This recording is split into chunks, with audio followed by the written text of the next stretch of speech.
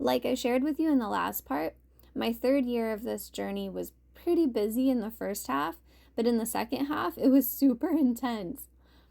I got to illustrate my second published picture book, and literally the week after turning in the final art for it, I started an intensive 10-week illustration course that really leveled up both my skills and my confidence. I'd like to share about them with you in case you'd find some of my experiences helpful. In late spring, early summer, I was contacted by an author who was interested in hiring me to illustrate her adorable picture book story. She found me through my SCBWI Illustrator gallery. This was my first time working with a self-independently publishing author, and it was a different type of experience to be able to talk with the author directly and collaborate together. I was really nervous because I didn't know what to expect, but I really enjoyed getting to work with her, and it was cool to bring the book to life together. When I made the story tree, it had a layout of a single illustration on every other page. So this book, You're 1 Year Old by Lynne Mayer, was the first to be published book where I illustrated across spreads. I love Lynne's story. It's about lots of the amazing things kids can experience once they turn a year old. A link to where you can find it is in the description in case you'd like to get a copy for a little one in your life. As far as working on it went, my workflow had improved at this point, and I had a better idea of how much time I needed in order to do each step of the project.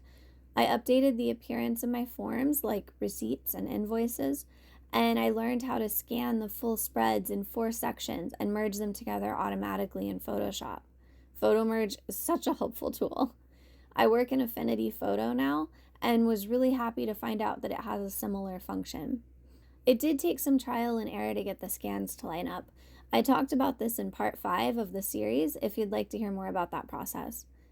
A little while after the project, I decided it'd be probably helpful for potential clients if I had a frequently asked questions page about my illustration services for self-publishing authors.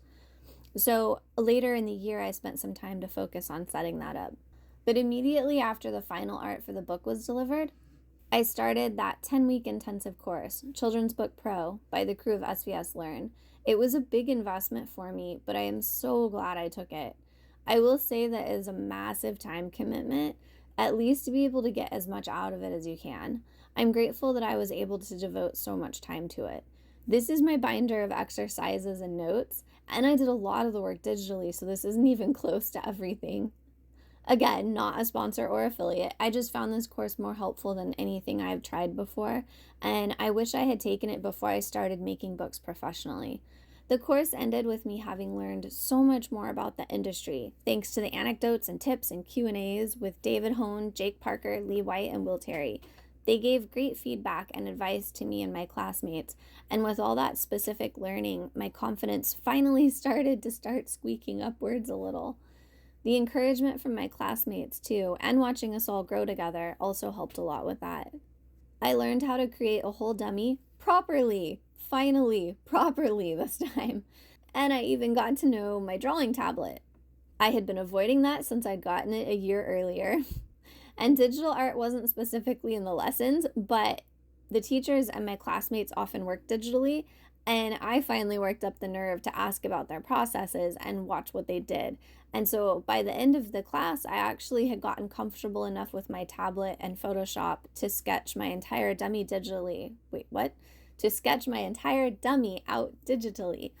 This helped my workflow tremendously, like so much. I cannot express how much this helped. It let me make changes super fast, very easily. It's so helpful when planning out illustrations because, practically the whole planning process is making changes. I ended up getting a projector to use to transfer the spread-sized digital sketches to watercolor paper. I transferred and painted each digital layer as a separate element. I scanned the pieces and put them together in Photoshop before sketching over them digitally to finish the art. This way I could move the different pieces around easily if I needed to make revisions, but the art still got to be hand painted. I don't know that I'll do this technique very often, but it was a good experiment, and this course gave me the nerve to actually test it out. The quality of the dummy I made in the course completely outshone my previous ones, and I was so happy to feel like I finally understood more of what would be expected of me as an illustrator in the kidlit publishing industry. I also learned how to better both give and take critique. Both are tough in different ways.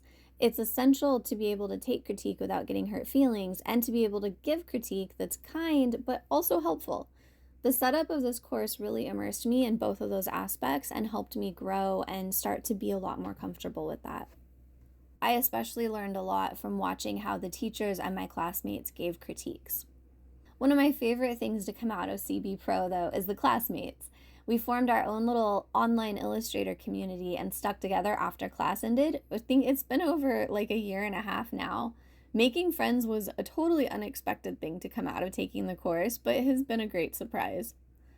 And though I wish I'd taken the course before taking on my first picture book clients, I'm glad I didn't try to take it right when I started my journey, because my skills were not high enough back then, and I think I just would have been frustrated because I couldn't keep up.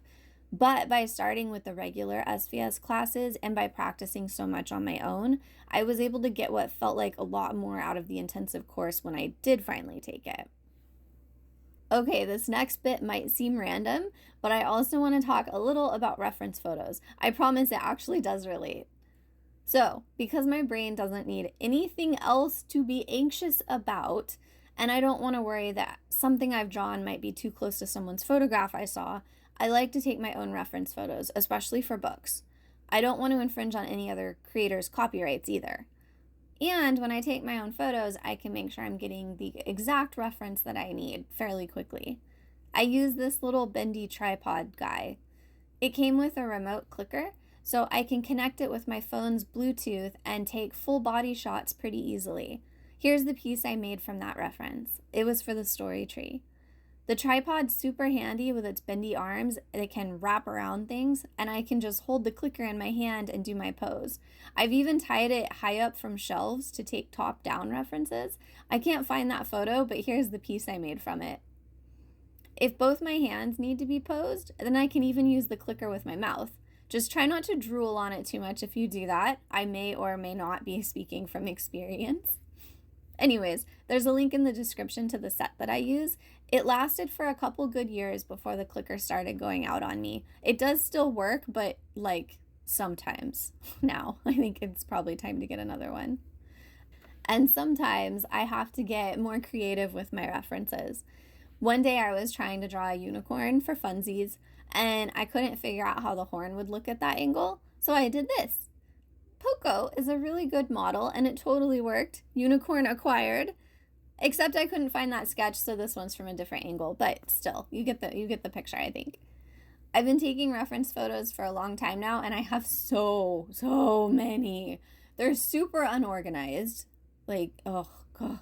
So one of my much needed projects that I really should do sooner rather than later is to collect them all from all these tons of files labeled things like phone dump October 2022 to January 2023. Seriously, you guys, I don't even know. Like, it was such a bad idea.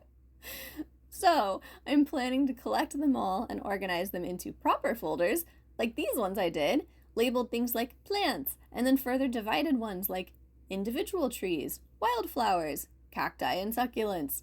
It's now a completely overwhelming project because I was a slacker for so long. So I'm sharing this with you so you can start your reference collection off way better, be organized from the beginning, then your future self won't want to come back and curse you. At least not because of your reference photos. But anyways, that brings us to 2024, the 4th year of my journey to become a kidlit illustrator.